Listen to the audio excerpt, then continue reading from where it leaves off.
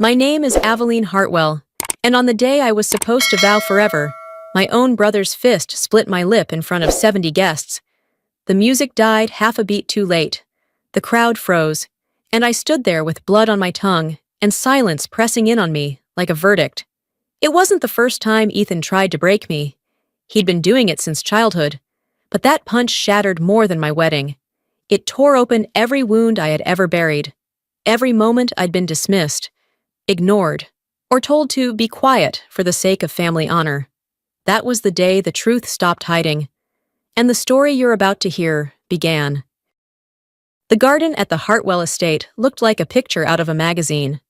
White magnolia blossoms crowned the trees, lanterns swayed gently above rows of polished chairs, and every guest had dressed as though the entire city of Charleston were watching. Camera flashes glimmered in the fading light, catching the satin sheen of my gown as I stepped onto the stone path.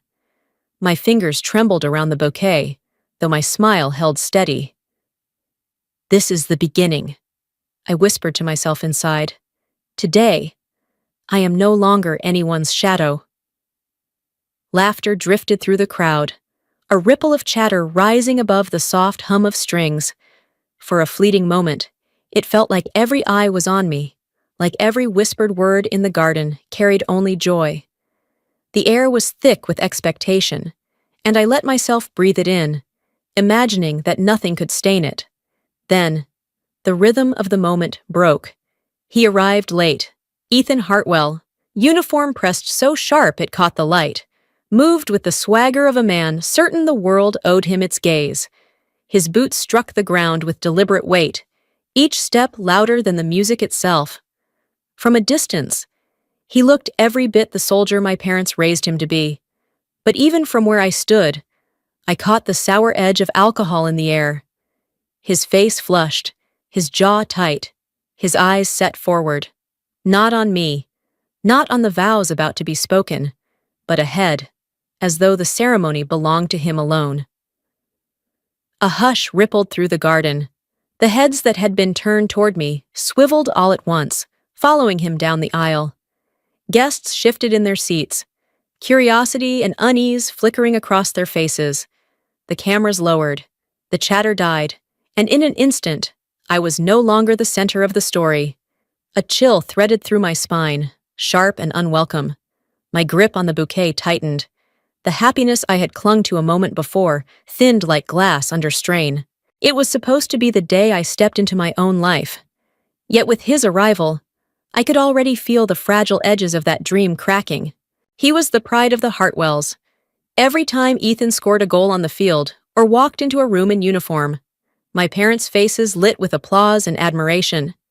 When it was me, clutching a report card with straight A's, the most I got was a polite nod, followed by, "Keep working hard, Aveline." I learned quickly where the spotlight lived, and it was never on me. At home, the difference stung deeper. There were nights he yanked the blanket from my bed just to hear me shiver.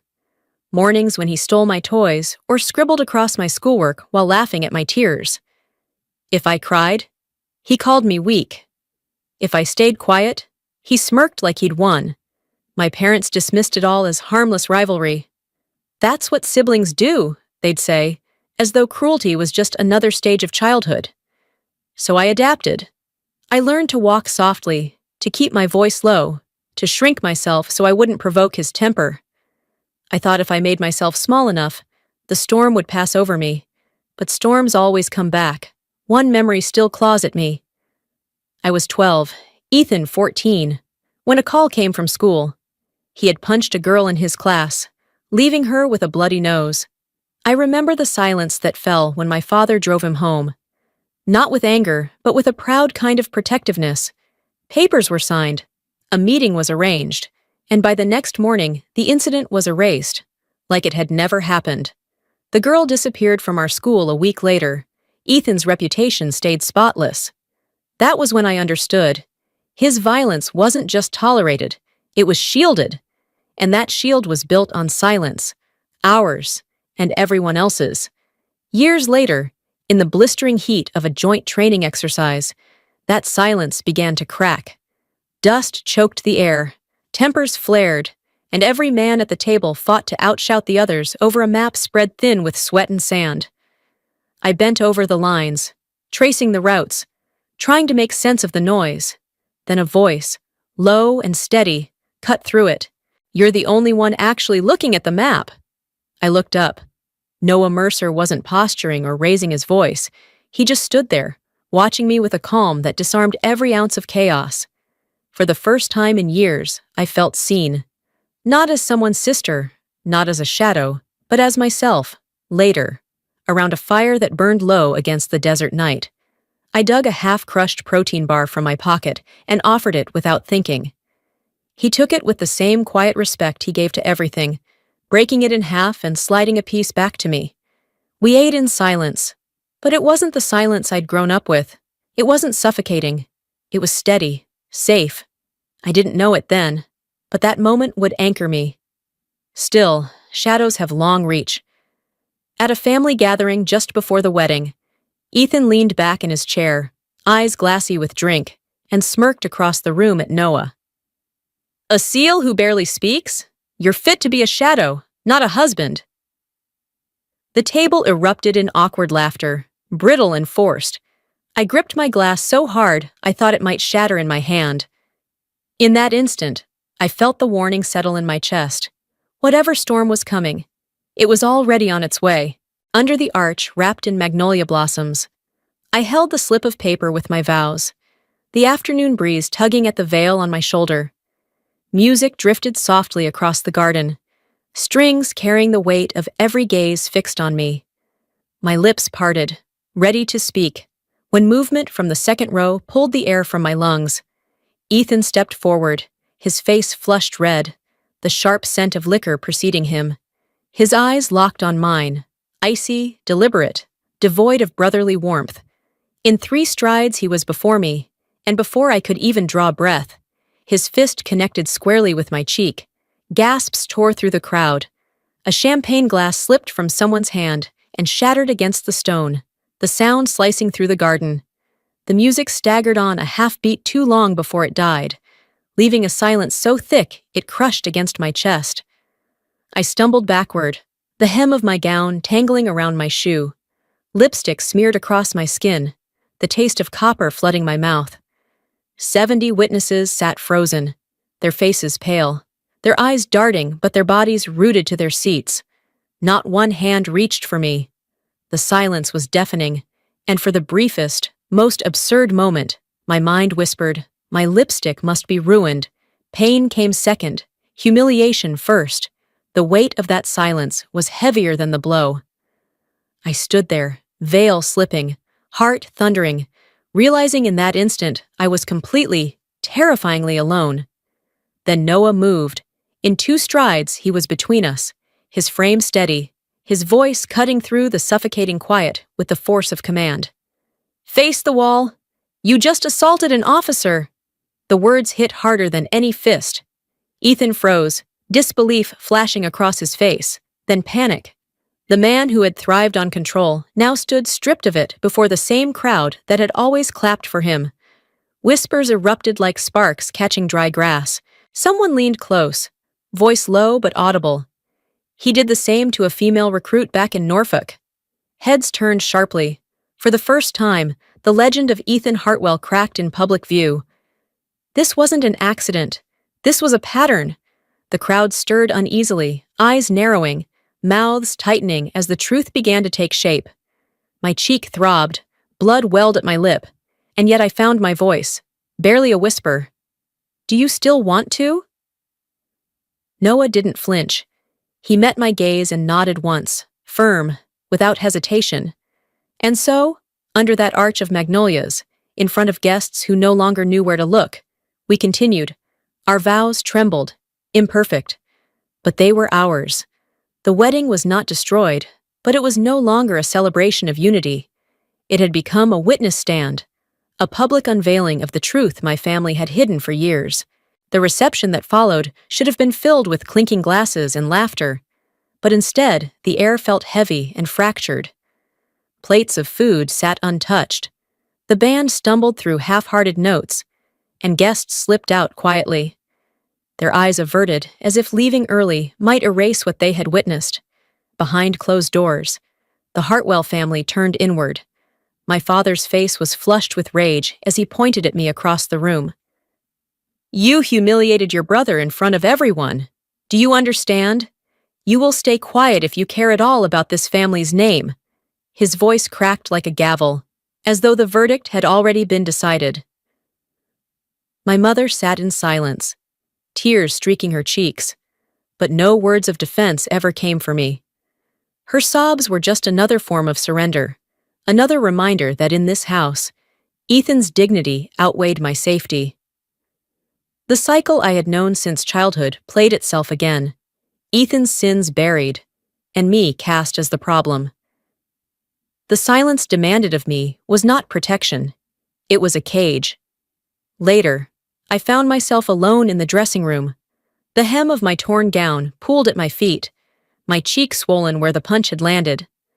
My father's words echoed mercilessly, "Family honor matters more than the truth." Then came a knock, hesitant, almost frightened.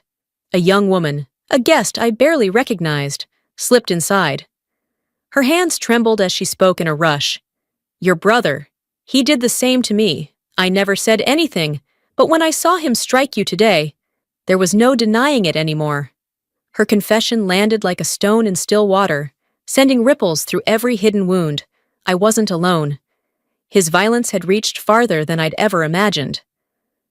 The next morning, the house sat eerily quiet, as if the walls themselves were holding secrets.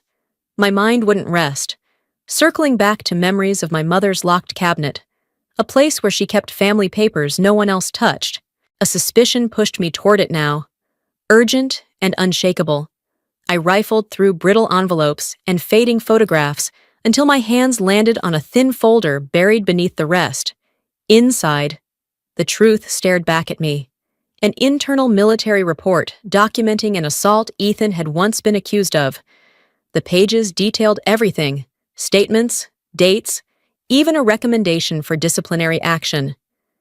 At the bottom, my father's signature scrawled across the form, proof that he had intervened to bury the case.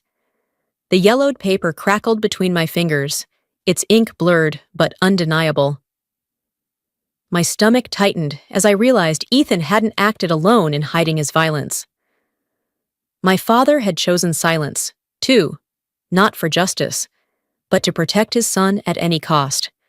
I sat with the weight of those pages, the smell of old paper thick in my nose, and understood the choice before me. I could continue the family script, swallow the truth as I always had, and let Ethan walk free again. Or I could break it all open, risk the wrath of my father, the fracture of the Hartwell name, the loss of whatever scraps of belonging I still clung to. I caught my reflection in the mirror across the room. Hair loose, eyes rimmed red, a bruise blooming across my cheek like a warning. My fingers brushed the swollen skin, and I whispered to myself, steady and final, no more silence. The Hartwell living room felt more like a courtroom than a home. The yellow glow of the chandelier fell across the long wooden table, throwing heavy shadows against the walls. Every breath carried the weight of accusation, and the silence before it broke was sharp enough to cut. My father slammed his palm onto the table, the sound jolting through me like a shot. "You've disgraced this entire family," he thundered. "Your brother lost his temper, but you turned it into a scandal." His words struck harder than the blow I'd taken at the altar, because they told me plainly that my pain meant nothing compared to Ethan's reputation. My mother sat at the far end, her eyes lowered, hands twisting in her lap. She didn't speak, not one word, and that silence burned worse than my father's rage. It was the same silence I'd lived under my whole life, the silence that had protected Ethan while it hollowed me out. Noah shifted beside me, his chair steady against the tension pressing down from every side. He looked directly at my father, voice even but unyielding. "The disgrace is not hers, it's his." The room stilled as if the air itself recoiled. For the first time, someone had spoken aloud what no one dared to say. I slid the file I had uncovered across the table. the papers whispering a harsh sort as they spread open. The sound was small but merciless, and every eye fixed on the damning ink inside. Ethan lurched to his feet, face burning crimson, shouting over the invisible jury. "Lies, all of it. You don't know what you're talking about." But my father's silence condemned him more than any outburst could. His hand trembled on the table's edge, his eyes fixed on the signature at the bottom of the page, his own, blurred but undeniable. I rose, the bruise on my cheek throbbing with each beat of my heart, but my voice was steady. "I will not be silent anymore. I, along with others, will bring this into the light." The words hung in the charged air, final and irrevocable. The fragile facade of our family shattered in that instant, and for the first time, it wasn't me left broken in the silence. It was them. The days that followed moved like a storm gathering speed. The collective report was submitted, and one by one, women began to add their names and their stories. Each testimony peeled away the armor Ethan had worn his whole life. The military had no choice but to intervene. His promotion was frozen, his duties stripped. He was officially suspended, pending investigation. A few of his old comrades tried to rally in his defense, their words heavy with loyalty. But they faltered against the weight of evidence. The chorus of accusations grew too loud to be silenced, too many voices refusing to be buried the way mine once had been. Every headline, every whisper in the Charleston streets carried the same truth. Ethan Hartwell was no longer untouchable. One evening, he found me alone outside the house, shadows stretching long across the driveway. His shoulders were rigid, jaw clenched, but there was a wildness in his eyes I'd never seen before. "Retract it," he hissed. "You're my sister. You'll withdraw your name, and this ends." He tried to summon command into his voice, but it cracked around the edges, betraying fear. I didn't step back. I didn't shrink. I held his gaze until he faltered. "Your silence won't protect you anymore," I said evenly, "and mine won't protect you either." For the first time in our lives, Ethan had no answer. His mouth opened, then closed, his face twisting as words failed him.